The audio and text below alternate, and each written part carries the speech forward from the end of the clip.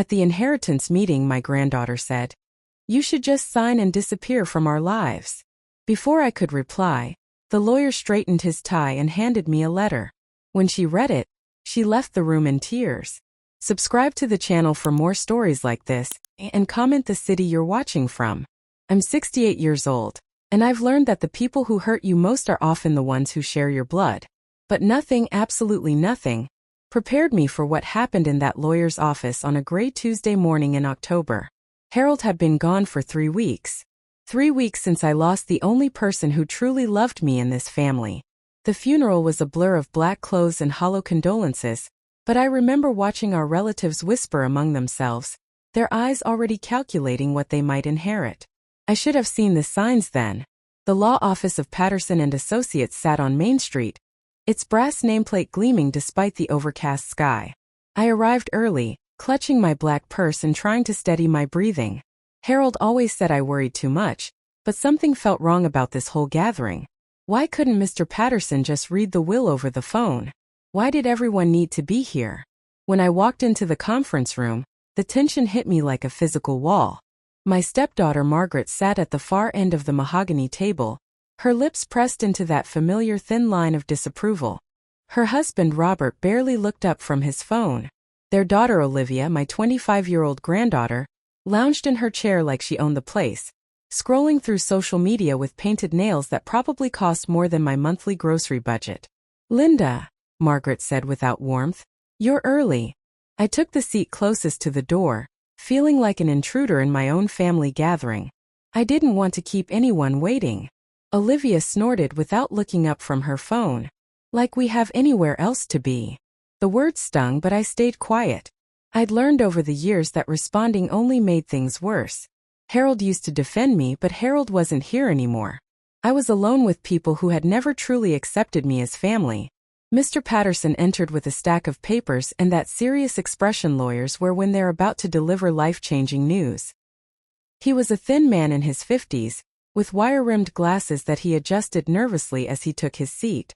"Thank you all for coming," he began, his voice formal. "I know this is a difficult time for everyone, especially for Mrs. Linda Hawthorne." I noticed how he emphasized my name, and how Margaret's jaw tightened in response. "Harold's will is straightforward in most respects," Mr. Patterson continued, opening a thick folder. "However, there are some specific instructions that must be followed precisely." Margaret leaned forward eagerly. "Just tell us who gets what, Charles. We're all adults here." That's when Olivia set down her phone and really looked at me for the first time. Her green eyes, so much like Harold's, held nothing but cold calculation. "Grandpa Harold always promised me the beach house," she said with the confidence of someone who'd never been denied anything. "And I know he wanted me to have enough money to finish law school without loans." My chest tightened. Harold had mentioned Olivia's law school dreams, but he'd also shared his disappointment about her failing grades and party lifestyle. Still, I said nothing. "There are conditions," Mr. Patterson said carefully. Harold was very specific about the order of proceedings. Robert finally looked up from his phone. "What kind of conditions?" "First, I need to read a personal message Harold left for each of you." The lawyer's hands trembled slightly as he reached for a separate envelope. "And then there's a sealed letter that must be opened only after everyone has heard their individual message." My heart pounded. Harold had never mentioned any of this to me. In our 42 years of marriage, he'd always been transparent about everything: our finances, his health concerns, even his complicated relationship with his biological family. What could he have kept secret? Margaret's fingers drummed impatiently on the table. "This is ridiculous, Charles. Just read the damn will." "Margaret," Mr. Patterson's voice carried a warning. "Harold was my friend for over 30 years. I'm going to honor his exact wishes, no matter how unusual they seem." He pulled out a single sheet of paper and cleared his throat. "For Margaret, you've always made it clear that you don't consider Linda to be your real mother or part of our family. I hope you remember that choices have consequences." The color drained from Margaret's face. "For Robert, you've stood by silently while your wife and daughter treated Linda with disrespect. Sometimes silence is the same as cruelty." Robert shifted uncomfortably, his phone forgotten. "For Olivia, I loved you, but I couldn't watch you treat the woman who raised you like a servant in her own home. Love requires respect, and you've shown none." Olivia's mouth fell open. What the hell does that mean? That's when she turned to me with venom in her voice. "This is your fault, isn't it? You poisoned his mind against us. You should just sign whatever papers they give you and disappear from our lives." The words hit me like a slap. 42 years of loving this family, of cooking Sunday dinners they barely touched, of sending birthday cards that went unacknowledged, of being excluded from Christmas mornings but expected to clean up afterward. 42 years of being told I wasn't really family, and now I was being blamed for Harold's words. I felt tears burning behind my eyes, but I refused to let them fall. Not here. Not in front of them. Mr. Patterson adjusted his tie with shaking hands, then reached into his briefcase for a cream-colored envelope sealed with red wax. Harold's personal seal. The one he used for truly important documents. Harold left specific instructions that this letter should be read aloud only after everyone heard their individual messages. He said, his voice strained. And only Mrs. Hawthorne may decide whether to proceed. All eyes turned to me. Margaret looked like she wanted to snatch the envelope from the lawyer's hands. Robert had gone pale. Olivia's confident smirk had vanished, replaced by something that looked almost like fear. My hands trembled as I stared at that sealed envelope. Whatever was inside would change everything. I could feel it in my bones. Harold had been planning something, and he'd waited until he was gone to reveal it. "Read it," I whispered, my voice barely audible. Mr. Patterson broke the seal with careful precision. The paper inside was thick. Expensive stationery that Harold used only for the most important correspondence. As the lawyer unfolded it, I caught a glimpse of Harold's careful handwriting, pages and pages of it. "To my beloved wife Linda," Mr. Patterson began, and I saw Olivia flinch at the word beloved. "If you're hearing this, then I'm gone. And you're sitting in that room with people who have spent decades making you feel like you don't belong in your own family." The lawyer paused, glancing around the room at three faces that had gone ashen. "But before they learn the truth about my will, I want you to know the truth about what I've been watching all these years." Mr. Patterson's voice grew steadier as he continued reading Harold's letter, but I could see his hands still trembling slightly. The words that came next would be burned into my memory forever. "Linda, my darling, I've watched for years as my own family treated you like an outsider, like someone who didn't deserve basic respect or kindness. I stayed quiet too often, thinking that love would eventually win them over. I was wrong." I felt my chest tighten with a mixture of validation and grief. Harold had seen it. All those years when I wondered if I was being too sensitive, if I was imagining the cold shoulders and deliberate exclusions, he had witnessed it all. I want everyone in that room to know exactly what I observed, because my will reflects the choices each of you made over the decades. Margaret's breathing had become shallow, and she gripped the edge of the table so hard her knuckles were white. Olivia had gone completely still, her usual fidgeting replaced by the frozen posture of someone who knows they're about to be exposed. Mr. Patterson continued, "Let me start with Christmas 2018. Linda spent 3 days cooking a traditional dinner for 12 people. She handmade cranberry sauce, spent hours preparing the turkey just the way Margaret liked it, and even made that complicated dessert Olivia had requested from some cooking show. I remembered that Christmas painfully well. I'd been so hopeful that year, thinking that if I just tried hard enough, made everything perfect enough, they might finally include me in their family traditions. When Linda arrived at Margaret's house with all that food, she was told there wasn't enough room at the dinner table. She was given a TV tray in the living room while everyone else sat together in the dining room. She ate alone, listening to her family laugh and share stories in the next room. The silence in the conference room was deafening. I could hear Margaret's sharp intake of breath, but I couldn't look at her. I was remembering how I'd sat on that couch, picking at the food I'd spent days preparing, watching a Christmas movie on mute so I wouldn't miss being called to join them. The call never came. And when it came time to open presents, Mr. Patterson read, Linda was told that gift exchange was just for blood family, and that her presence during that time would be awkward. Olivia shifted in her chair, and I finally looked at her. Her face had gone pale, and for the first time in years she wasn't meeting my eyes. "But here's what Linda didn't know," the lawyer continued, his voice gaining strength. I drove by that house 20 minutes after she left. I watched through the window as Margaret and Robert opened the expensive gifts Linda had bought for everyone. I watched Olivia model the designer purse Linda had saved up for months to afford. And I watched all of them laugh about how grateful they were that Linda had finally learned her place. The memory hit me like a physical blow. I'd spent $800 on gifts that year, money I'd saved from my small part-time job at the library. Harold had asked why I seemed sad when I came home, and I'd lied, said everything was wonderful. I didn't want to burden him with my pain, especially since Margaret was his only biological child. Then there was Olivia's college graduation, Mr. Patterson read.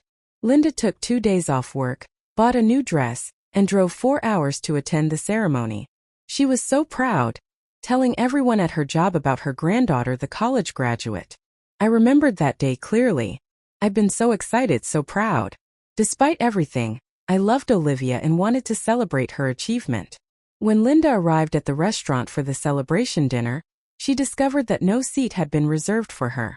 When she asked about it, Margaret told her there had been a miscommunication, and that the reservation was for immediate family only.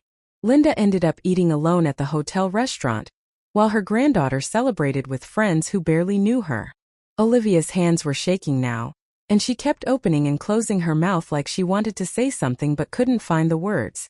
I know about this because Linda called me crying from that hotel room, Harold's letter continued. She apologized for bothering me and made me promise not to confront Margaret about it. She said she didn't want to cause family drama, but I followed up anyway. I called the restaurant. They had no record of any miscommunication. Margaret had simply never included Linda in the reservation. The betrayal felt fresh all over again. I'd convinced myself that it really had been a mistake, that Margaret would never deliberately exclude me from something so important. Even faced with the truth, I'd chosen to believe the lie because it hurt less. And then there's the pattern of financial requests, Mr. Patterson continued reading. Over the past 10 years, various family members have asked Linda for money, always with sob stories, always with promises to pay her back, always with guilt about family loyalty if she hesitated. My stomach dropped. Harold knew about the money.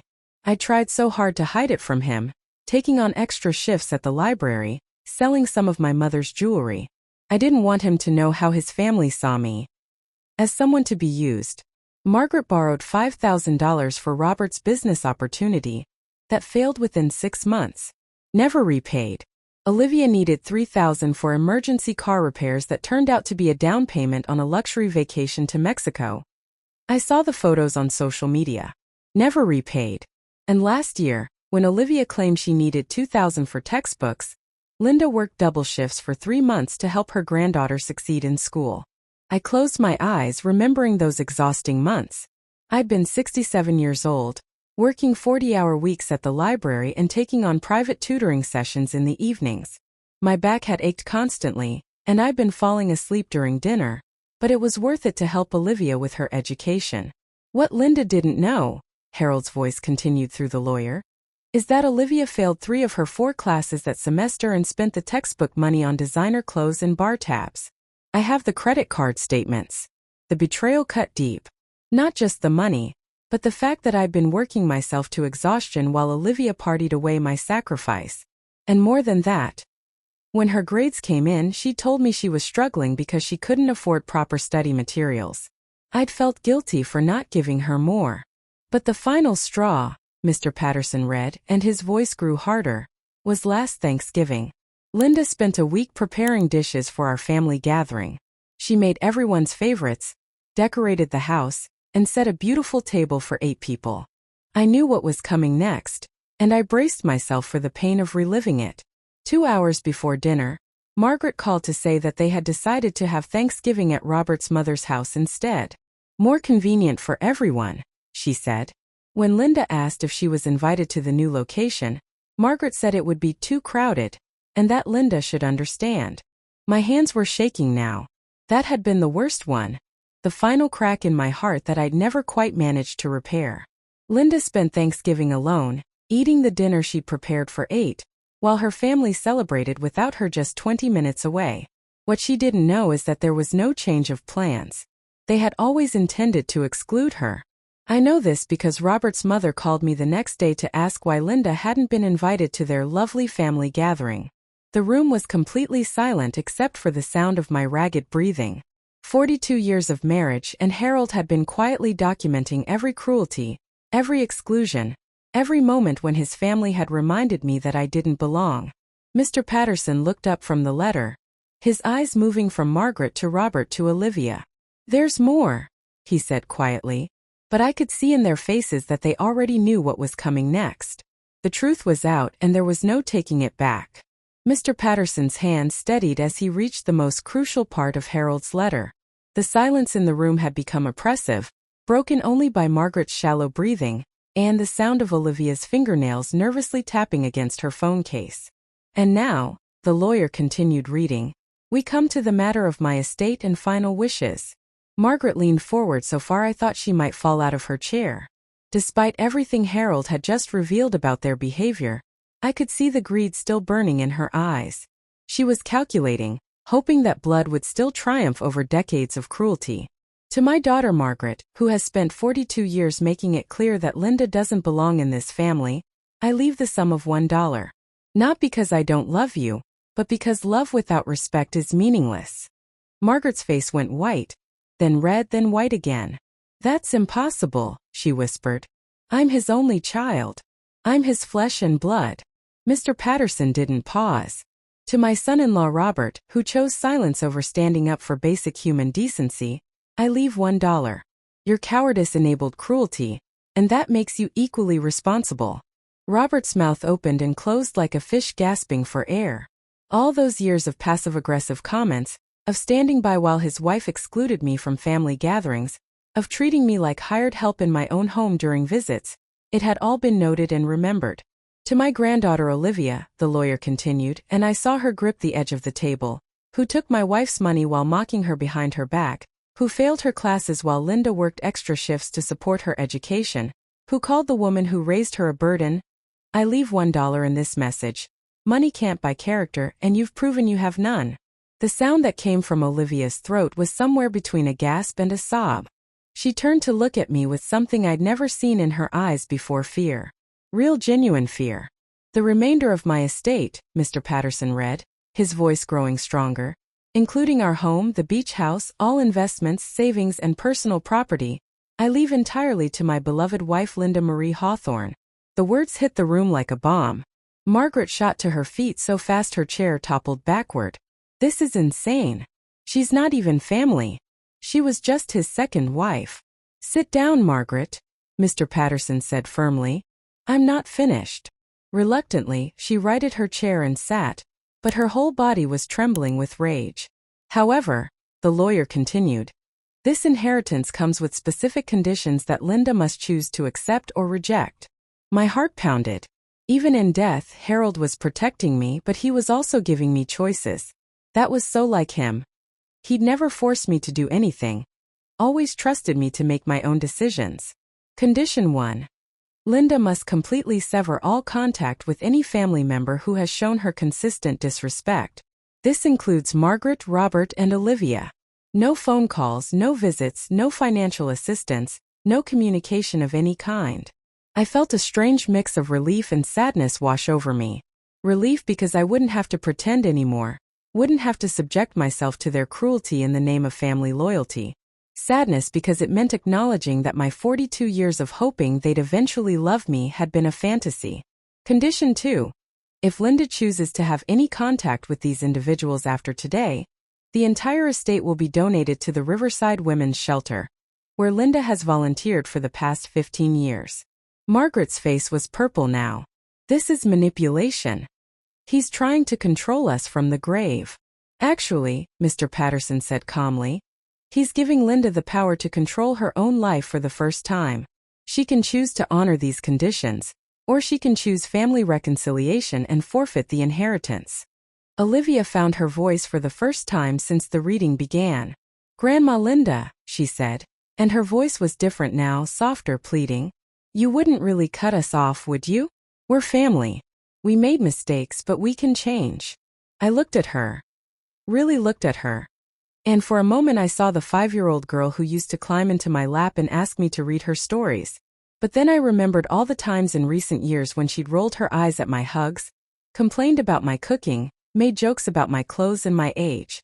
"There's more," Mr. Patterson interrupted gently. He turned the page and continued reading. "Linda, I know you're probably feeling guilty right now, wondering if you should give them another chance. You've always been too kind, too forgiving. But I need you to know something that I discovered just weeks before my death." The lawyer's voice dropped, and I had to strain to hear him. "I hired a private investigator because I suspected Margaret and Olivia were planning something. What I found broke my heart. Not for them but for you." My blood ran cold. What could be worse than everything I'd already heard? "They have been meeting regularly for the past 6 months, planning how to have you declared mentally incompetent after my death. Margaret has already consulted with an attorney about having you committed to a nursing home, so they could control the estate. They've been documenting every time you forget a name or repeat a story, building a case that you're developing dementia." The room started spinning. I gripped the arms of my chair to keep from falling. They hadn't just been excluding me and using me. They'd been planning to have me locked away. "Olivia has been recording conversations with you, trying to catch you saying something confused or contradictory. The expensive phone I bought her for Christmas? She's been using it to gather evidence against you." I looked at Olivia's phone sitting on the table and felt sick. Every time she'd visited in recent months, every conversation where she'd seemed unusually interested in my daily routine, every question about my medication or my doctor's appointments, it had all been preparation for their plan to steal my life. The investigator found emails between Margaret and the attorney discussing how much they could save on your care by choosing the cheapest possible facility. They were planning to visit you once a month, if that. You would have spent your final years alone, abandoned, while they enjoyed the wealth you helped build.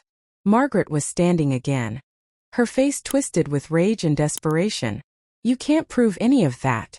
Harold was a sick old man. He was paranoid and jealous." Mr. Patterson reached into his briefcase and pulled out a thick folder. "Actually, I have copies of all the evidence Harold's investigator gathered. The emails, the recorded phone conversations between Margaret and her attorney, even photos of Olivia's notes about Linda's supposed mental decline." He spread some papers across the table, and I could see Margaret's handwriting on several of them. Lists of my supposed memory lapses, notes about my confusion, when I'd asked the same question twice during a single visit. Olivia was crying now, but they weren't tears of remorse. They were tears of frustration, of being caught, of watching a fortune slip through her fingers. "This is why," Mr. Patterson continued reading from Harold's letter, "I've made these conditions non-negotiable. Linda, you deserve to spend your remaining years in peace, surrounded by people who truly care about you. You've earned the right to say no to people who only see you as a means to an end." I stared at the evidence spread across the table, at the faces of 3 people who had been planning to destroy what was left of my life. The guilt I'd been feeling about Harold's harsh conditions evaporated, replaced by a cold anger I'd never experienced before. "What's it going to be, Linda?" Margaret's voice had taken on a desperate edge. "Are you really going to choose money over family?" I stood up slowly, my legs shaky but my resolve growing stronger with each breath. I looked at each of them in turn: Margaret, who had never called me mom despite 42 years of marriage to her father; Robert, who had treated me like furniture in my own home; and Olivia, who had been planning to have me locked away so she could spend my money.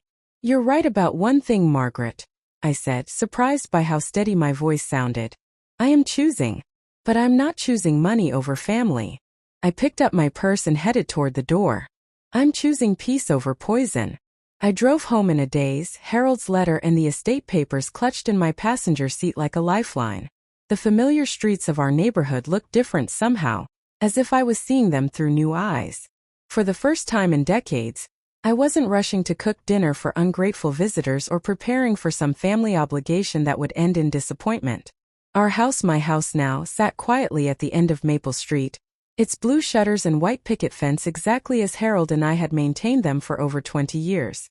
But as I pulled into the driveway, I noticed something that made my stomach clench. Margaret's car was already there, parked aggressively close to the front door. They hadn't wasted any time. I sat in my car for a moment, gathering strength. Through the kitchen window, I could see Margaret pacing back and forth, her phone pressed to her ear.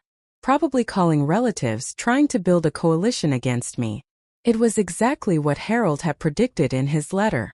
When I finally walked to my front door, I found it unlocked. They had let themselves in with the spare key Harold kept hidden under the garden gnome. A key I'd forgotten existed until this moment. "There she is," Margaret announced as I stepped into my own living room. She was standing by Harold's old desk, and I could see she'd been going through his papers. Robert sat on my couch like he owned it, while Olivia was in the kitchen, apparently helping herself to food from my refrigerator. "We need to talk," Margaret said, trying to sound authoritative. "This whole inheritance situation is clearly a misunderstanding." I set my purse down carefully on the side table, the same table where I'd placed it every day for 42 years. But today felt different. Today I wasn't the outsider in this house. "Actually," I said quietly, "what we need to talk about is why you're in my home without permission." Margaret's eyes flashed. "This was Dad's house. We have every right to be here. Harold left it to me. That makes it my house now." I walked over to where she stood by the desk and firmly closed the drawer she'd been rifling through. "And I don't remember inviting any of you inside." Olivia emerged from the kitchen with one of my homemade cookies in her hand. "Grandma Linda, we know you're upset. But you can't seriously be considering cutting us off over some silly conditions in Grandpa's will." The casualness of her tone, the way she was eating my food while discussing my life like it was a minor inconvenience, sparked something dangerous in my chest. "Those conditions exist because of how you've treated me for years," I said, surprised by the steadiness in my own voice. "Harold documented everything, Olivia. Every cruel comment, every exclusion, every lie." Robert finally spoke up from the couch. "Look, Linda, we all say things we don't mean sometimes. Family forgives and moves on." I turned to face him fully. "Like the time you told your golf buddies that I was Harold's charity case, and that he only married me because he felt sorry for me?" His face went red. He'd clearly forgotten that Harold had friends at the same golf club, friends who had reported back to their wives, who had eventually told me at the grocery store. I'd cried for hours that day, but I'd never confronted Robert about it. "Or maybe," I continued, "we should talk about forgiveness, like when you told Margaret that I was getting above myself, when I asked to be included in the Christmas card photo 3 years ago." The room fell silent. These weren't just Harold's observations. These were my own memories, my own pain that I'd been carrying silently for years. Margaret tried to regain control of the conversation. "Fine, maybe we haven't always been perfect. But that's in the past. We're here now, trying to work things out as a family. You're here now because there's money involved," I said bluntly. "Where were you last month when I had the flu and couldn't drive to the pharmacy? Where were you when I fell in the garden and sprained my wrist? Where were you any of the times I needed family support?" Olivia's cookie crumbled in her hand, but she didn't seem to notice. "We didn't know you needed help. I called you," I said, looking directly at her. "I called you when I was sick and you said you were too busy with a study group. I found out later from your roommate's social media that you were at a party that night." The lies were unraveling, and I could see panic creeping into their eyes. Margaret tried a different approach, her voice becoming softer, more manipulative. "Linda, honey, I know Dad filled your head with a lot of stories, but you have to understand, he was sick at the end. Sometimes illness makes people paranoid, makes them imagine things that aren't really there." That was the wrong thing to say. I walked over to my desk, Harold's desk, and pulled out the folder Mr. Patterson had given me. The evidence of their plan to have me declared incompetent spilled across the coffee table like accusations. "Are these imaginary?" I asked, pointing to Margaret's handwritten notes about my supposed memory problems. "Is this email you sent to your attorney about managing the old woman until you could get control of the estate imaginary too?" Margaret's face went white as she recognized her own handwriting. "How did you get those?" "Harold hired an investigator," I said simply. "He suspected something was wrong when you started visiting more often and asking so many questions about my health and my daily routine." Robert stood up from the couch, his hands clenched into fists. "You can't trust some private detective over your own family." "My own family was planning to have me locked away in a nursing home," I shot back, feeling 42 years of suppressed anger finally breaking free. My own granddaughter was recording our conversations, trying to gather evidence that I was losing my mind. Olivia's phone slipped from her nerveless fingers and clattered to the floor. I never. There are recordings, Olivia, I said gently. The investigator found them on your cloud storage. Hours of conversations where you tried to confuse me, tried to make me repeat myself, tried to catch me making mistakes. The room felt like it was spinning. These people I'd loved and worried about and sacrificed for had been systematically planning to destroy my life. The worst part wasn't even the money. It was the realization that they'd never seen me as a human being worthy of love or respect. Margaret made one last desperate attempt. Okay, maybe we explored some options. But it was only because we were worried about you living alone in this big house. We thought professional care might be better for you. The cheapest possible facility, I quoted from the emails, with the lowest staff-to-patient ratio. And monthly visits, maybe less if it was inconvenient. The truth hung in the air between us like a toxic cloud. There was no explaining it away, no spinning it into concern or love. I walked to the front door and opened it wide. I want you to leave now. Margaret's mask finally slipped completely. You ungrateful witch, she hissed. Do you have any idea what Dad put us through, choosing you over his own flesh and blood? We put up with you for 42 years, and this is how you repay us. Put up with me? I repeated, feeling something cold and final settle in my chest. I cooked your meals, cleaned your messes, babysat your children, lent you money you never repaid, and endured decades of being treated like hired help in my own home. What exactly did you put up with? Robert grabbed Margaret's arm, trying to pull her toward the door. Let's go. We'll contest the will. We'll prove she's not mentally competent to inherit. I smiled for the first time all day. Good luck with that. Harold's letter specifically addresses that possibility. Any attempt to contest the will results in the entire estate going to charity. He was very thorough. As they filed out of my house, Olivia turned back one last time. Grandma Linda, please. I know I made mistakes, but I really do love you. Can't we work something out? For a moment, looking at her tear-streaked face, I felt the old familiar tug of sympathy. This was the little girl who used to fall asleep in my lap, who used to beg me to make my special pancakes on Sunday mornings. But then I remembered the recordings on her phone, the notes about my supposed incompetence, the plan to warehouse me in some cut-rate facility while she spent my money. I loved you too, Olivia, I said softly. But love isn't enough when there's no respect. I closed the door and turned the deadbolt. For the first time in 42 years, I was truly alone in my own home, and it felt like breathing fresh air after decades of suffocation. The first week after I changed the locks was blissfully quiet. I had forgotten what it felt like to wake up without dreading the phone ringing or someone showing up at my door with demands disguised as family obligations. I spent my mornings reading Harold's books, something I'd never had time for when I was constantly cooking and cleaning for ungrateful relatives. In the afternoons, I worked in my garden, finally able to plant the flowers I wanted instead of the vegetables Margaret insisted I grow for family dinners. But I should have known the peace wouldn't last. The campaign against me started small. Mrs. Henderson from across the street mentioned that she'd heard I was having family troubles. Then my neighbor 2 houses down, Betty Morrison, stopped me while I was getting my mail. Linda dear, she said with that false concern people use when they're fishing for gossip, I heard from my sister that Margaret is very worried about you. She says you've been acting strange since Harold passed. I felt a chill run down my spine. Strange how? Betty's eyes lit up with the excitement of someone delivering juicy gossip. Well, she says you've been paranoid, accusing family members of terrible things. She's concerned you might be developing dementia. There it was. The plan they'd intended to use in court was now being deployed in the community. If they couldn't have me declared legally incompetent, they'd settle for destroying my reputation and making everyone believe I was losing my mind. Over the next few days, the whispers followed me everywhere. At the grocery store, I caught 2 women from my old church group staring at me and whispering. When I approached them, they quickly scattered like guilty children. At the pharmacy, the young clerk spoke to me slowly and loudly, as if I might not understand normal conversation. The worst part was seeing the doubt creep into the eyes of people I'd known for decades.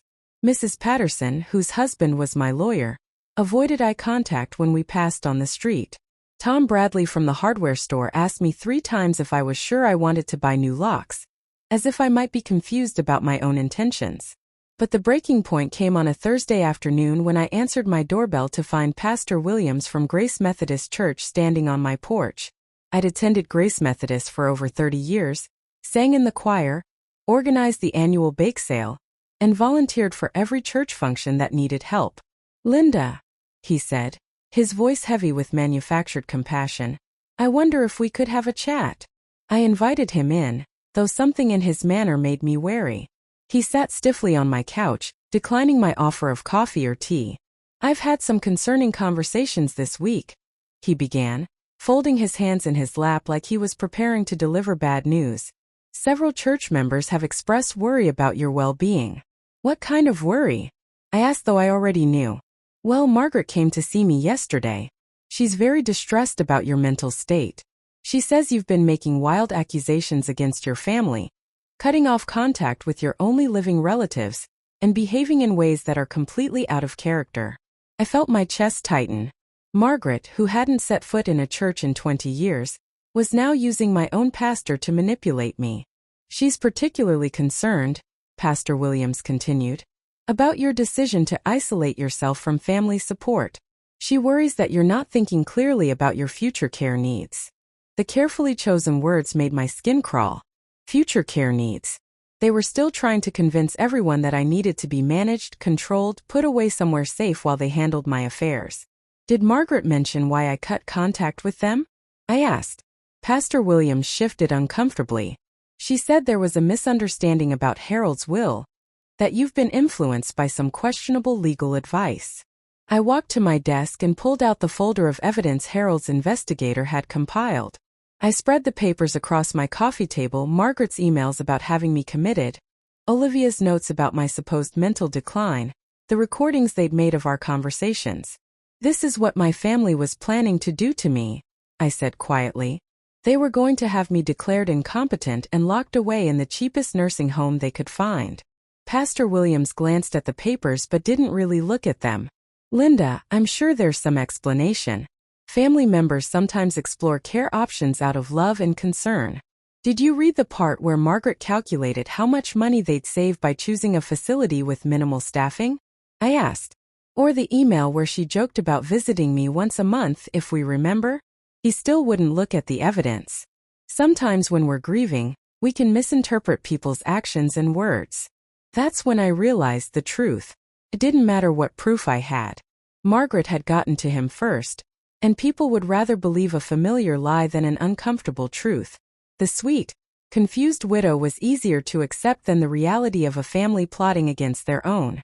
"Pastor Williams," I said, standing up and walking to the door, "I've been a member of this congregation for 30 years. I've never missed a Sunday service unless I was sick. I've volunteered countless hours and donated thousands of dollars. But you're willing to believe I'm mentally incompetent based on the word of a woman who hasn't attended church in decades, and who was caught planning to steal my life." He looked genuinely uncomfortable now. "Linda, I'm not saying you're incompetent. I'm just suggesting that perhaps family counseling might help resolve these misunderstandings." "There's no misunderstanding," I said firmly. "There's documentation. There's evidence. There are recorded conversations. But you don't want to see it because it's easier to believe I'm a confused old woman than to accept that some families are genuinely toxic." After he left, I sat in my living room and realized that this was just the beginning. Margaret was systematic and ruthless, and she knew exactly how to play the victim. She would turn everyone I cared about against me, one conversation at a time. The phone calls started that evening. My old friend Dorothy from the library called, her voice full of concern. "Linda, honey, I'm worried about you. Margaret stopped by today, and she seems genuinely frightened about your mental state." I tried to explain about the evidence, about Harold's investigation, about the plan to have me committed.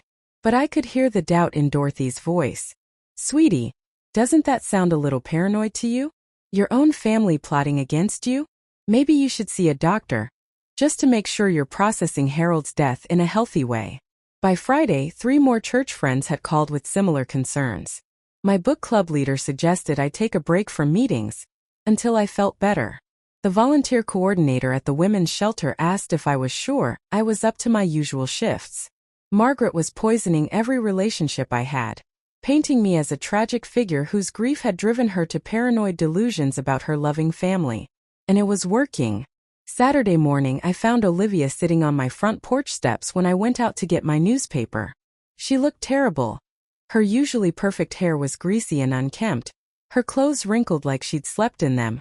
"They changed the locks at my apartment," she said without preamble. "I couldn't pay rent this month." I felt a familiar stab of sympathy, followed immediately by suspicion. "What do you want, Olivia? I know you probably hate me," she said, tears streaming down her face. "I know what we did was wrong. But I'm 25 years old, and I don't have anywhere else to go." She looked so young and vulnerable sitting there, so much like the little girl who used to crawl into my bed during thunderstorms. Part of me wanted to unlock the door and let her in, make her breakfast, and pretend none of this had ever happened. "Please, Grandma Linda. I'll do anything to make this right. I'll get a job, I'll pay you back every penny I took. I'll tell everyone the truth about what we were planning. Will you?" I asked quietly. "Will you really tell Pastor Williams that you recorded our conversations to gather evidence of my supposed incompetence? Will you tell the church ladies that your mother was planning to have me committed? Will you tell our neighbors that you saw me as nothing more than a source of money?" Her tears stopped abruptly, and I saw calculation creep into her eyes. I mean, I don't think dragging all that drama into public would help anyone. But I could tell them that we had a misunderstanding, that we've worked things out as a family. There it was. Even now, even homeless and desperate, she was still trying to manipulate me. She wanted my help, but she wasn't willing to tell the truth about what they'd done. "Olivia," I said gently, "you're not sorry for what you did. You're sorry you got caught." I went back inside and closed the door, leaving her sitting on my porch. Through the window, I watched her make several phone calls, her voice rising with each conversation. By the time she finally left, I knew she'd told everyone who would listen that her cruel grandmother had turned her away in her hour of need. The story would spread by Sunday morning. The poor girl, made homeless by her mentally unstable grandmother's paranoid delusions. Margaret's campaign against me had found its perfect victim narrative. But for the first time in my life, I didn't care what people thought. The truth was documented in Harold's files, and my peace of mind was worth more than their approval. 2 years have passed since that day in Mr. Patterson's office, and I'm writing this from my new home in Asheville, North Carolina. The mountains here remind me of the honeymoon Harold and I took 43 years ago, back when we thought we had forever ahead of us. The house is smaller than the one I left behind, but every room is filled with things I chose, not things I inherited or felt obligated to keep. The decision to move came gradually. After months of whispered conversations and sideways glances in my old town, I realized that Margaret's campaign had been largely successful. I'd become the crazy widow who'd turned against her loving family, the tragic figure whose grief had twisted her mind against the people who cared about her most. It didn't matter that I had evidence of their plot. People see what they want to see. And they wanted to see a simple story about a confused old woman, rather than a complicated truth about family cruelty.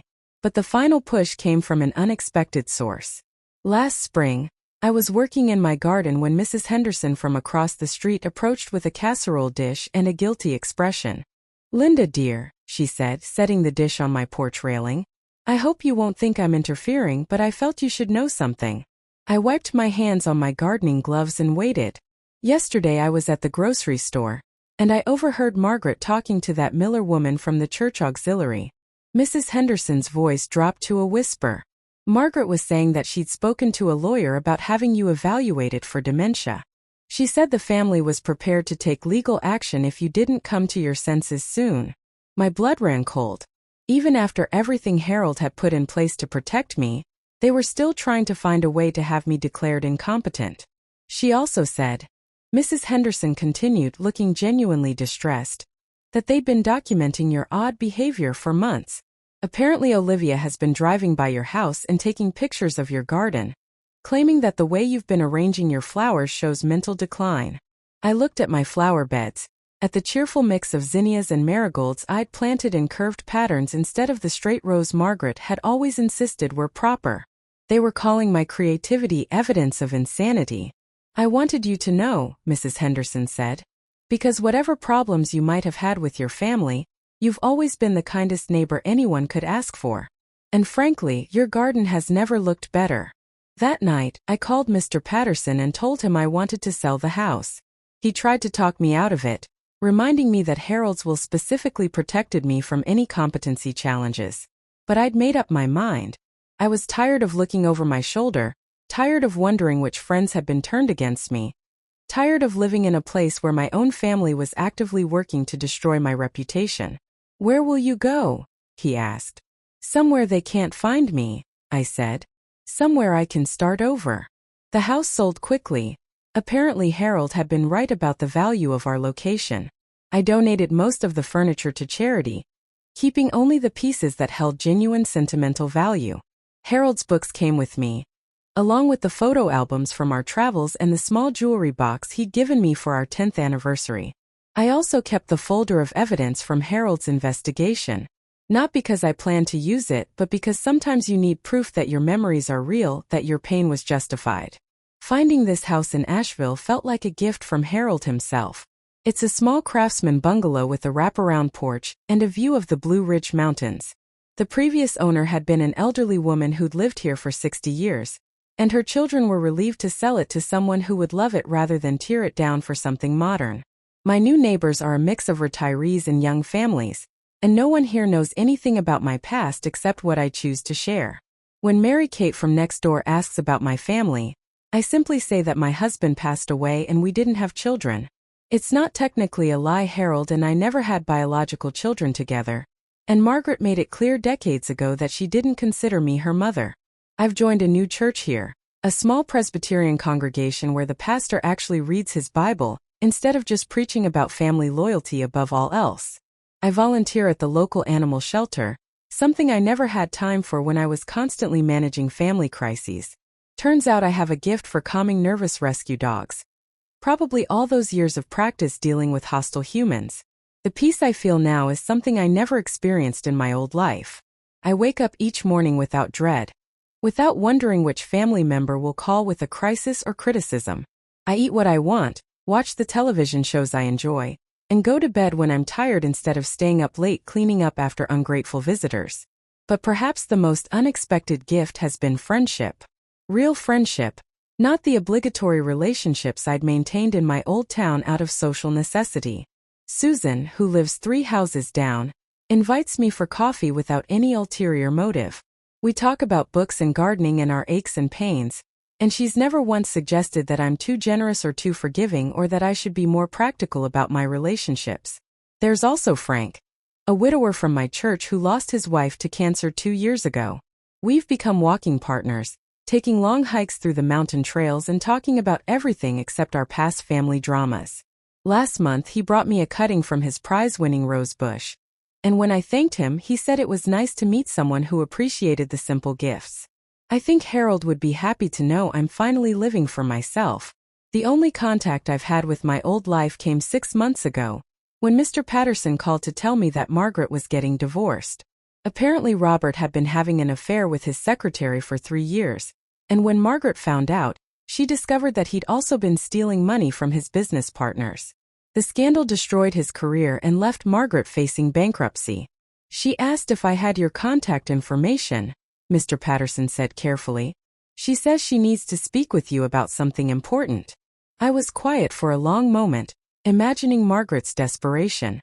Without Robert's income and facing legal bills from the divorce, she was probably in genuine financial trouble for the first time in her life. "What did you tell her?" I asked. "That I couldn't share client information without permission." "What would you like me to say if she asks again?"